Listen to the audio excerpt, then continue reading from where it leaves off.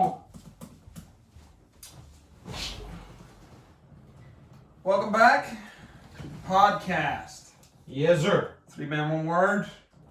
Let's go. Found on all good platforms. Yes. Spotify, iTunes. And you weren't listening on Spotify last week. You need to get on Spotify.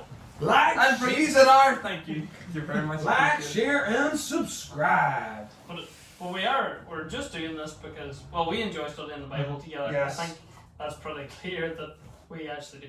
But it's just to share what we're finding out with yous, and just to enthuse you to study the Bible yourself. Open that word up. But we want to do it in this kind of relaxed format because sometimes there's too many Bible studies out there that are very formal and very da-da-da-da, and that's why you'll hear us say silly things sometimes. Maybe, do you know what? Sometimes we'll say the wrong thing, and that's okay as well because we're all learning together.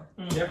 Well, we do try to stay very. Oh, I'm not saying that. Well, if you guys don't call me out when I say stupid stuff, and I call you guys out, so that's fine. That's the way it should work. Very much so, but we do try to. We are here to learn genuinely, and we want to know truth, and that's what matters. Exactly. Amen. Amen. Okay, so Daniel 2 now. We're into Daniel chapter 2. Very formal here. And I'm on my wee side by side, King James Amplified. Yes. Okay, so I'm going to read from the Amplified just because we like to do this now again. So we're going to read down from verse 1 down to 23. Yes, please. Okay, so let's go. In the second year of the reign of Nebuchadnezzar, Nebuchadnezzar had dreams by which his spirit was troubled and agitated, and his sleep went from him. And the king commanded to call the magicians, the enchanters or the soothsayers, the sorcerers, and the Chaldeans to tell the king his dreams. So they came and stood before the king. And the king said to them, I had a dream, and my spirit is troubled to know the dream. Then said the Chaldeans to the king in Aramaic, O king, live forever, tell your servants the dream, and we will show you the interpretation. The king answered the Chaldeans, the thing is gone from me, and the decree goes forth from me, and I say it with all emphasis. If you do not make known to me the dream with its interpretation, you shall be cut in pieces, and your houses shall be made a dunghill. That's really lovely. But if you show the dream and its interpretation, you shall receive from me gifts and rewards and great honor. So show me the dream and the interpretation of it.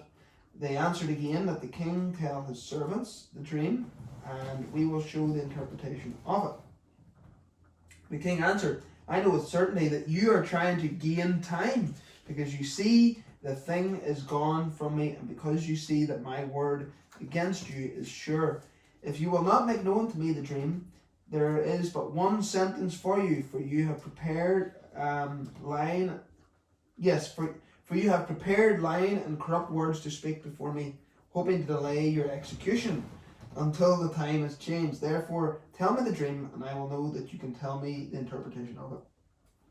The Chaldeans answered before the king and said, there is not a man on earth who can show the king this manner. For no king, lord, or ruler has ever asked such a thing of any magician or enchanter or Chaldean. A rare and weighty thing indeed the king requires. None except the gods can reveal it to the king, and their dwelling is not with human flesh. For this cause the king was angry and very furious, and commanded that all the wise men of Babylon be destroyed. So the decree went forth that the wise men were to be killed, and the officers sought Daniel and his companions to be slain. Then Daniel returned an answer which was full of prudence and wisdom to Arioch, the captain or executioner of the king's guard, who had gone forth to slay the wise men of Babylon. He said to Arioch, the king's captain, why is the decree so urgent and hasty from the king? Then Arioch explained the matter to Daniel, and Daniel went in and desired of the king that he would set a date and give him time, and he would show the king the interpretation. Then Daniel went to the house and made the thing known to Hananiah, Mishael, and Azariah, his companions, so that they would desire and request mercy of the God of heaven concerning this secret, that Daniel and his companions should not perish with the rest of the wise men of Babylon. Then the secret was revealed to Daniel in a vision of the night, and Daniel blessed the God of heaven. Daniel answered, "Blessed be the name of God forever and ever, for wisdom and might are his." He changes the times and the seasons. He removes kings and sets up kings. He gives wisdom to the wise and knowledge to those who have understanding. He reveals the deep and secret things. He knows what is in the darkness, and the light dwells with him. I thank you and praise you, O God of my fathers, who has given me wisdom and might, and has made known to me now what we desired of you, for you have made known to us the solution to the king's problem. Amen. Helpful? A longer reading, but again, it splits this chapter quite nicely into Yes. where we have the problem, and then next time we'll have the solution. We were chatting, debating back and forth. Because this is the second year of King Nebuchadnezzar, we would still think, based on the chronology, that this was probably during the time of Daniel, Hananiah, and Mishael, and Azariah's training. Mm-hmm. You could say nearly about halfway through their training. Halfway through. And as they're going through, obviously this problem occurs. Nebuchadnezzar had dreams, and his spirit was troubled, and his sleep left him. And the king commanded all those people to come forward. Now, the debate rages as to whether he forgot the dream or that he knew it and withheld it. But That's interesting. okay, well, I glanced there whenever I was reading Josephus, so that's more like the Jewish perspective. He was a Jewish historian, but not a Christian believer. Mm-hmm.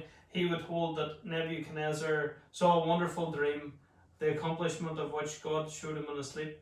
But when he arose, he forgot the accomplishment. He forgot what the dream was and its intention, because obviously what he saw disturbed him. Mm-hmm. And That's what it says, yep. But even yourself there, you could have like a dream or whatever, and then you wake up, it's like you go to some. I had a wild dream last night, wild odd, and it's like, well, what happened? Like, can't remember. You know, it was like you're left. Oh, we feeling can, like like, it's here. we can probably Yeah. all relate to this a bit, like. There's definitely things you wake up and you're a wee bit like, whew, you know. And then there's other times you're like, why did I wake up? It was really good. Aye, really vivid, and you remember it, and then it was like, so you can understand if he maybe forgot or but was left disturbed at the same time. You can relate to the feeling. I'm trying to just say. But what I wanted to kind of think about on the line of it was, Nebuchadnezzar is the king of his day. Mm-hmm. Basically a Donald Trump-esque figure, only with a lot more absolute power. More like pudding. More like, like if Nebuchadnezzar wanted you to disappear off the face of the earth, but like these Chaldeans at the end, that was very much within his remit. David! Diversions. So like he pretty much was life or death for most people. Like if Simon had annoyed Nebuchadnezzar, go on. The same thing would carry through. And he's sitting there, the premier king in all the world, as we'll see in later dreams, or we'll see in this dream, but we'll not get there this time. The number one. Yet God, who's King of Kings, was able just to put his finger on and withdraw from him his sleep, his rest, his peace, and his contentment. One of Alistair Begg's great verses for the likes of kings and sovereignty comes in Proverbs 21, verse 1. Talks about the heart of the king is like a river of water in the hand of the Lord. Basically, if you've ever, I don't know if whenever you were smaller, you pour a bucket of water and then you can kind of get you can make a wee trail for it to pass down. And this is We did this all the time, Gareth, when we were younger in the sand pits when we were out with Dad building houses. He'd build the tracks and got the bucket of water and made like wee waterfalls and stuff like that. So the same idea. Did you feel like kings? Yeah, well, you felt in control. It's like I can make this water go where I want. Yeah. And again, God can do that with the heart of Yes. the king, the heart of the leader. Yeah. And again, just a display of his sovereignty. The water thinks it's going down that direction, but God, being up at a bird's eye view, is just Directs his path. directs. Well, we've mentioned this before, I think, on the first section on Daniel. Like, the whole point, this is the overarching theme of Daniel. It speaks, Daniel is living, we've said here, last episode we mentioned, 70 odd years, and so he's been here during the Babylonian reign, and then when the Persians come, so he's over several, he's seen a couple of different kingdoms. Mm-hmm. But the overarching theme is that actually in all of human history, in all kingdoms, God is the ultimate king, and he sees it all. Mm-hmm. He permits it. I know we're not there yet, but the marvelous thing is that we can actually mention that when Daniel gets the hang, he in his prayer and praise to God, he points that out. He basically says, sorry, where was it there? Yeah, verse 20, Daniel answered and said, "Blessed be the name of God forever and ever. For wisdom and might are his. Yeah. And he changeth the times and the seasons, and he moveth kings and setteth up kings." But I know that's later on, but it's just a good structural point, even as we look at this, at what this dream was here in this verse. This is the overarching thing. Daniel knew it, his friends knew it, that even in the situation they're in, even though God had allowed them to be taken captive, so you think of everything that's went, God permitted that. Yeah. Mm-hmm. But it was for a purpose. It didn't mean for a minute that God wasn't still in control and doing what he was doing. Yeah, and just occurred to me. Imagine. I'm done. No, that's fine. But again, we chatted about way at the start. Gods would have been looked at as geographical. The God of Israel would only, to the outside, would only have looked to be God within their borders. Yes. The same as the Philistines was gods within their borders. Mm-hmm. Usually conflicts between nations were almost looked at as upon a spiritual level, my God's bigger than your God. And God's temple, he had allowed to be destroyed. This pagan king is going to his pagan soothsayers, diviners, who would have sought their God's help for this. And they were all stumped. Of course. They had no answer, and we'll get onto it. I like this here exchange later on. There's quite a bit of humour to it. I couldn't help but say so. Tell me, or you die. But if you tell me, I will bless you with gifts. Many gifts. But if you get a Porsche, and you get a Porsche. They didn't have cars back then, but chariot. You get chariot. You get fancy horse. You get. Sorry, we're ripping this. We've got to stay on point. It's true. They got a white horse and a top of the range chariot. Where does it say? I don't know. So the idea is, God is without temple, but that and without borders. God, Yes. God can answer and display his power anywhere, anytime, any place, and to who he wills. And that again is clearly shown here. And yes, it does talk about the blessings they'll receive, but as it comes through, the king commanded basically all these people, magicians, enchanters, sorcerers, and Chaldeans, and we've seen this before, not in our study, but in reading the Bible. And whenever you see lists like this, try to think, where could I have seen this before? And we've seen this in Egypt. Whenever the plagues and stuff was coming, Pharaoh brought on his magicians and his magical boys, and it's like, can we do this? Or can we, in some cases they could replicate it, whether it was through satanic power or whatever way it was done. The Bible records that they could do it, but they couldn't take it away. Like they could make more stuff, but it didn't help them, So again, these folks here, no help really at all. It's a bit like the modern day ones too. It's the same. You know what I mean? Like whether it's the what do you call them weird things that people read? Horoscopes. It's like the horoscopes, or even general, like these magicians. Like some of them are bad, like, but some of them are just doing. It's just someone's just tricks in the mind, you know. Cold reading, they call it. Aye. And it's all staged, so 9 times out of 10 they'll all be meeting in a big room and like they'll all be chatting to each other, and it's like, and they don't know that half the people in there is actually plants picking up information on the crowd and then feeding it back to number one magician, or like they just throw out a general comment. It's like, you're missing someone. Well, everyone's missing someone. Oh, yeah. You know, but no, anyway, it's just a general point, like, but it's true. No, I remember watching a thing, a lot of it has to do with Maz. Was it that Dan Brown fellow or something? And it followed a girl, and I was like, putting on bets or something, I guess, here. And it always showed that she won, and he was trying to make it out that, you know, she was always winning and winning and winning. And I kept following her, and at the end, she kept winning these different things, but it showed how it was all made.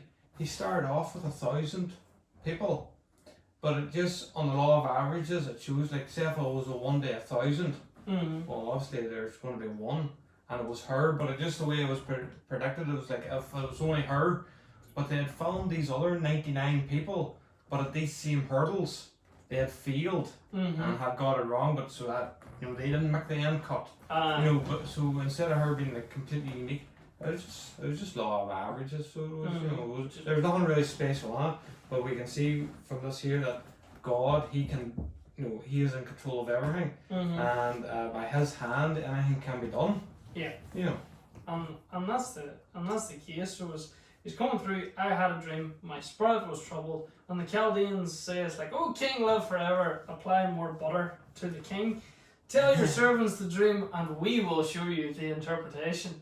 You know, and maybe the king had been bitten by this snake before, but obviously he wanted an interpretation, but he wanted to make sure it was true.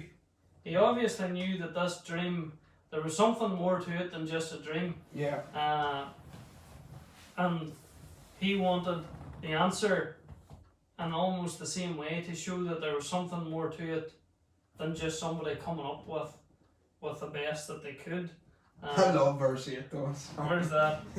Right. Particularly in the Amplified, the king answered, "I know with certainty that you are trying to gain time, because you see that the thing is gone from me, and because you see that my word against you is sure. That is, if you don't tell me, you're gonna die." Well, it's so pointed, you know. And then as it goes on, verse 9, if you do not make the dream known to me, there is but one sentence for you. You have agreed to speak lying and corrupt words before me till the times change. Therefore tell me the dream, and I shall show you, and I shall know that what you show me is its interpretation. Again, that's what I was saying. That's a really good point. Yeah. It's to show, you know, that the dream came from, he didn't know where the dream came from. We know it came from God, so therefore the interpretation had to come from God. Yes, that's the point. But I also read there, you know, it shows that he didn't trust his magi or magicians and these sorcerer boys. But the reason why in chapter 2 that the king communed with these like Daniel and these new Jews would come in is because he didn't trust the old ones. And that's why he handpicked all these guys to train them up in the new, because he didn't trust his old ones. And he wanted them to replace his old ones. And then maybe these here are the old ones. Obviously they are, well, must be, because Daniel and them, you know, wasn't there. And they're not finished their training, so they're not in the palace court. So he's just dealing with these old ones yet again, what he doesn't trust or like. That's an interesting one. I think both them points is very good. I think yours is right. I think I think it'd be safe to assume that he had these guys interpret things before, and maybe they got like a partially right, or they sort of, I give him like a fluffy answer that sort of is like, and he's probably like,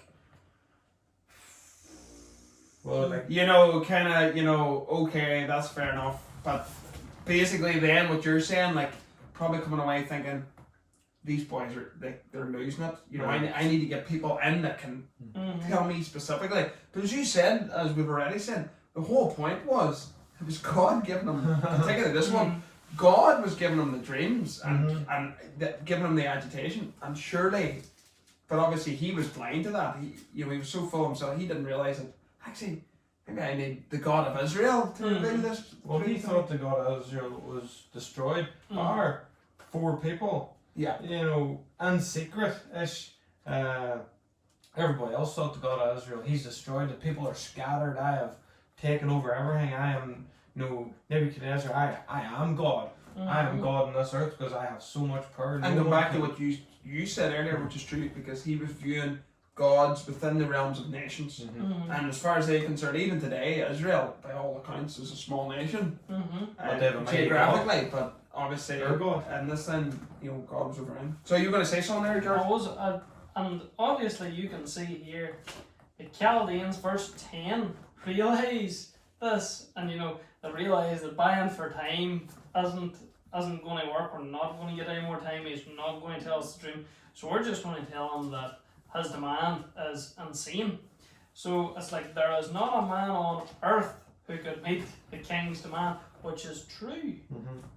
For no great and powerful king has ever asked such a thing of any magician, Chaldean, or enchanter. So in 2 ways here, they're kind of saying, no king, regardless of how great and powerful, and we know, Nebuchadnezzar, that you are probably the greatest and most powerful, but you shouldn't be asking us this, because we are just humble magicians and Chaldeans. Please don't be angry. Please. He must have, at this point here, they were probably thinking, well, we're going to die anyway, so I'm going to just get this in. And the thing that the king asks is difficult. And no one can show it to be the king except the gods, whose dwelling is not with flesh. Yeah. And I always find that a Kiwi phrase, whose dwelling is not with flesh. Well, that would imply that they didn't view Nebuchadnezzar as a god then.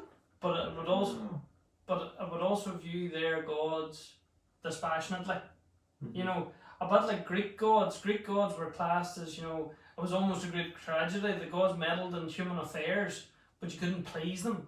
You couldn't get them on side. If they wanted to favour you, they favoured you. If they wanted to throw you into a pit, if you read the Odyssey or something that shows that, it's kind of like they like meddling. They like breaking lives. You're a pawn, but you can't.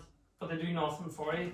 Whereas, unlike for us, and this throws it as an application thing, and I always love going to this one in Revelation at the end. We as Christians have a God whose dwelling is with flesh. We have a God who dwells within us. We have a personal God who we can know, and ultimately we're going to have a God that we will experience face to face. So whenever it goes there,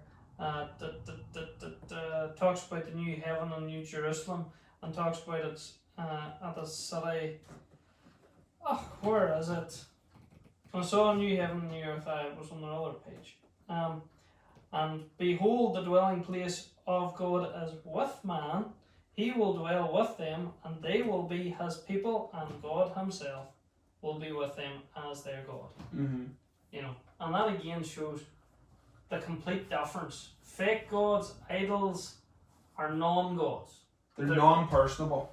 Which think too, Jesus' words, or John's words too, about Jesus, obviously when he was in it, John 1, and the word became flesh. John 1:14, and the word became flesh, and the word obviously being Jesus then, became flesh and dwelt amongst us, and he was full of grace and truth. And that's a good point, that these guys are basically an excuse here to try and say, the only people that can attend, our gods, they're not in flesh, but they're not personal, you know what I mean? They probably were viewing them a bit like the Greek gods, as in, we can't go to them and basically beg an answer of them, it's only up to them if they want to, but of course these gods aren't real gods at all. They're just figments of their imagination, essentially. So, very good, very interesting. We have a personal God. And isn't that great? That's brilliant. God is with us now. God dwells with us now by His Spirit.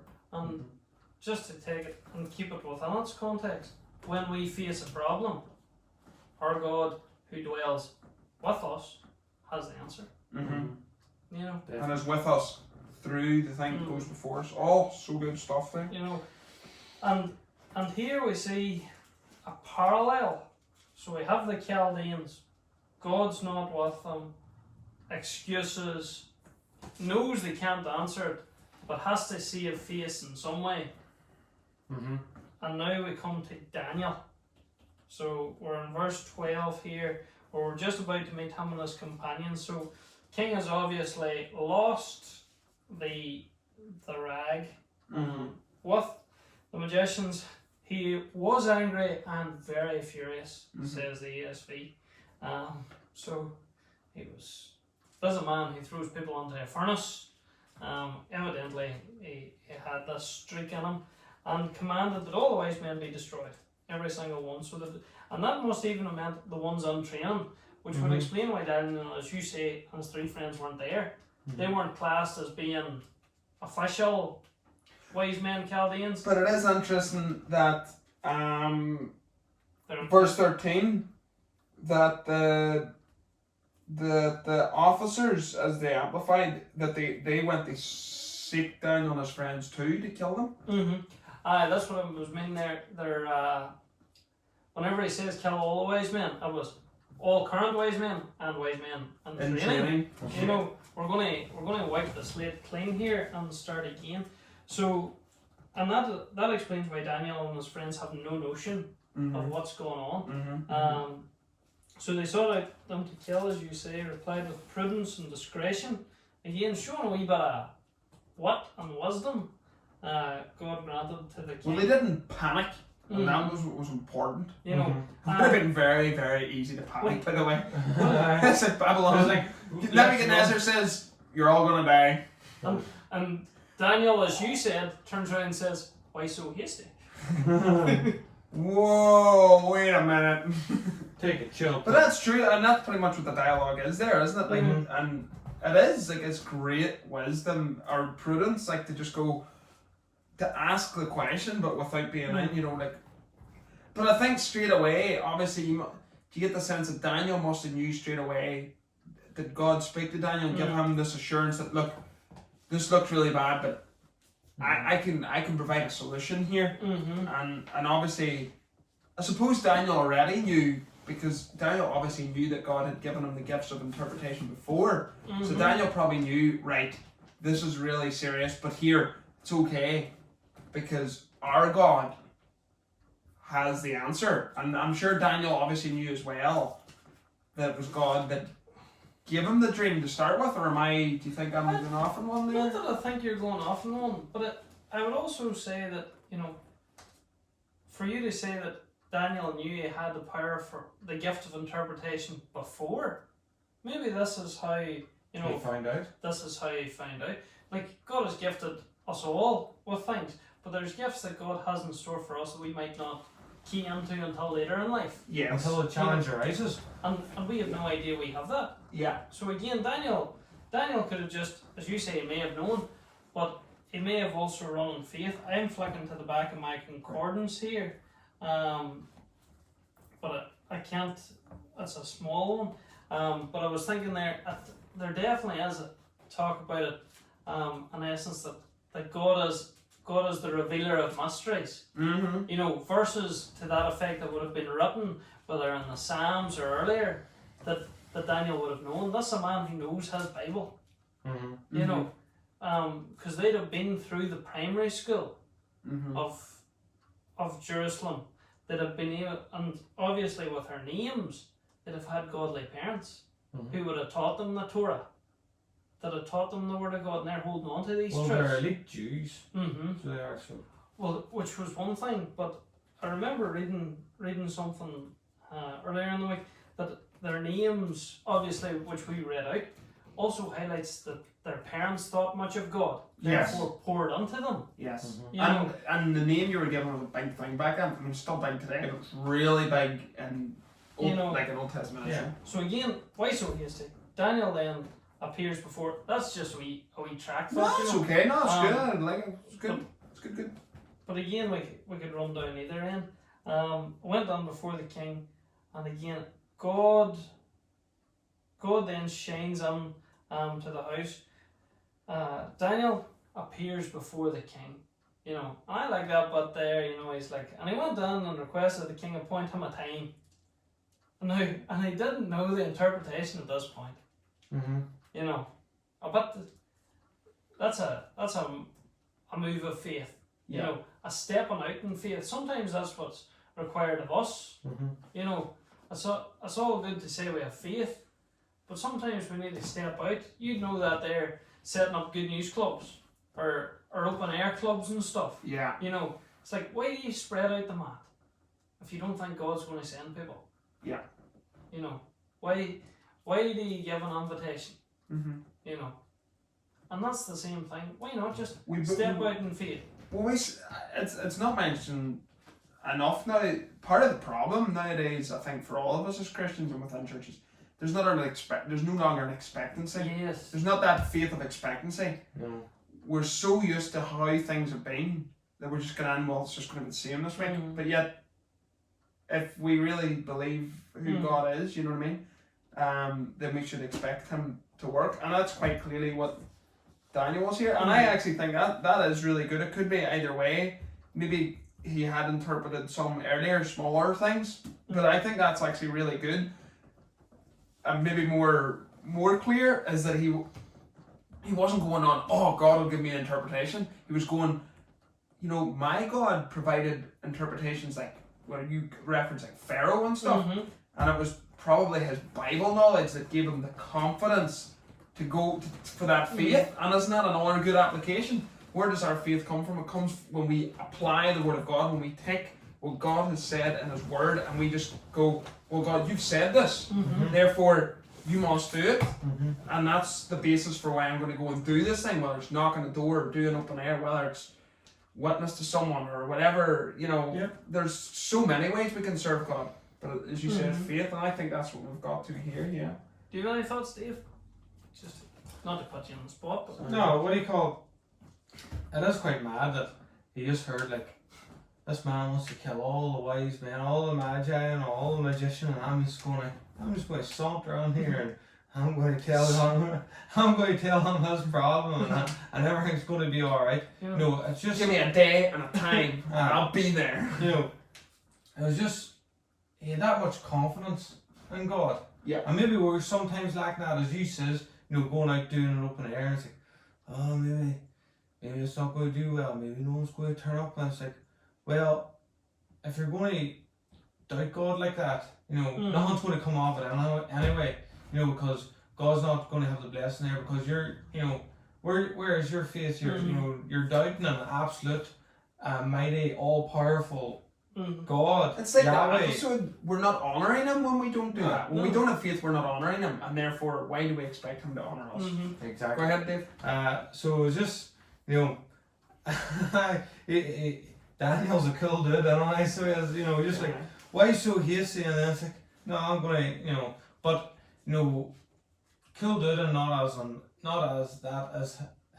as himself, but just his confidence and just awe of God, and you know, and again, and the God he serves. Come back down, young man. Yeah. You know, maybe 17, 18 at this point. You know, and going in before basically the king of the known world. You know, point me a time. Yeah. But again, that's the confidence that you're clearly saying that God has given him. You know. Yeah. And that is founded on God. Yeah. You know, and Well, again, what do they do? I was going to move on to the next section, but which was prayer, so I was going to do. Go ahead. yes, you know. So then, what did they do? So they were appointed time. Yeah. The king, you know, said, "Well, maybe tomorrow," because obviously the interpretation comes that night. Maybe he says tomorrow. The king gives him a time. Daniel then goes to his house and makes the matter known to Hananiah, Mishael, and Azariah, and then told them to seek mercy from God concerning the mystery and obviously not destroy. So they spend the time in prayer, and as we heard about recently, you know, whenever we've talked about prayer within the work of the likes of CEF and stuff, prayer is the work. You know, there was some we book in prayer quotes and I can't. But one of the ones that stuck on me is, you know, we all seek the bigger job, the greater job, the greater service, whether standing out in front or all this here. But the greatest service and the greatest work is the time spent on our knees in prayer. You know, and I can say that I don't spend enough time in prayer. You know, It's the hardest of times. And we'll learn later on in the chapter that Daniel was a great man of prayer. You know, he really he prayed 3 times. You've been practicing. I've been. That's it. And the thing about this as well, which is, and the fear is always with Daniel, like, I think it's important to give him his place and show, like, this man did have faith and he was bold and all these things. But here's the thing, the fact that they went and the 3 of them prayed, or the 4 of them prayed, they knew, Daniel knew, I can't interpret this himself. Daniel was he was not claiming to be some kind of magician or some kind of fancy boy. Yes. He knew that the only way he'd be able to go in and stand before the king is if God gives him the interpretation, which tells us that there's, like, in this context, that there was no way, just even like this, the Magi and the soothsayers knew themselves. There's no person in the world that can interpret this because only God can do it. Yeah. And that's what brought them to prayer, and then God honoured them again. And then even through this, you know, he came through prayer. The master revealed to Daniel in a vision in the night, whether he dreamed the same dream, but again, clearly from God, and his reaction, blessing. You know, that our experience of God, and the application of it, our experience of God should in turn lead us to bless him, bless his character. Packer talks about it, knowing God, you know, and the fact that the blessing of actually getting to know God is the fact that, first of all, it is such a blessing, but also we'll desire to know him more. And as we desire to know him more, we'll appreciate him more, we'll bless him more, and then seek. It's just a constant cycle. You can never get enough of God. You can never get enough of God. And then that comes there, and he talks about blessing, name of God forever, wisdom, changes seasons, all powerfulness, removes kings, sets up kings. Clearly a sovereignty as shown through there in that verse, but overall, you know, and in the hand of God, everything rests. Yeah. And, true. and that's where Daniel sits. And before he goes off, he blesses. And again, that's coming back to God in prayer. And again, it's just a wee point on prayer. People would have talked in the morning, you know, prayer in the morning is like opening the door, but at night it's like closing it. Thanksgiving for the day that had passed. You know, that's good. Prayer in the morning, setting you up. Prayer in the evening for the day that had passed. And then if we're to follow the biblical example, we're not even meant, yes, we're meant to pray for things maybe in advance, but our concerns just should be on a day-to-day. Or daily bread. You know, what is it? Blessings are new every morning and sufficient for that day. Yeah, that's really good. And all my final thought on it is I love it as we've read through it here so far, is just seeing the sovereignty of God, you know. And I think you can tell us, like, we are excited about this passage. Yeah. And I remember Chuck Swindle, who I haven't listened to him in a while now, but he's still good. Chuck's still on. And I remember him saying, like, years ago in his early ministry, he done a study, just his own personal study, and it was through that he really got to know who God was. And so that's what we want to keep doing, and like, this has just been really good for me, just to reread all this. Like, God He's sovereign. It's a good thing for all of us to learn now. Like COVID, you know, and everybody knows my wife Hannah's from America, and there's all this stuff about elections and all that. Like, not that I have a strong opinion on any of that, but who's setting these people up? It's God, you know, and God knows, and that should bring a real comfort. Yeah. Dave, maybe you should read. I think just reading that last verse again, where he talks about 21 to 23, just reading that out, just to see what it says. It's just so 21 to 23. And he changes the times and the season. He removeth kings and setteth up kings. He giveth wisdom unto the wise, and knowledge to them that know understanding. He revealeth the deep and the secret things. He knoweth what is in the darkness, and the light dwelleth with him. I thank thee and praise thee, O God, my Father, who hast given me wisdom and might, and hast made known unto me now what we desire of thee. For thou hast now made known unto us the king's matter. Amen. That's who our God is. Yep. And we'll see you next time whenever we discuss on what does the dream mean. Yep. Yes. Hope you are enjoying following Daniel with us as much as we are. And hope to see you on the next one. Boom. Boom, boom, boom. Chicka chicka.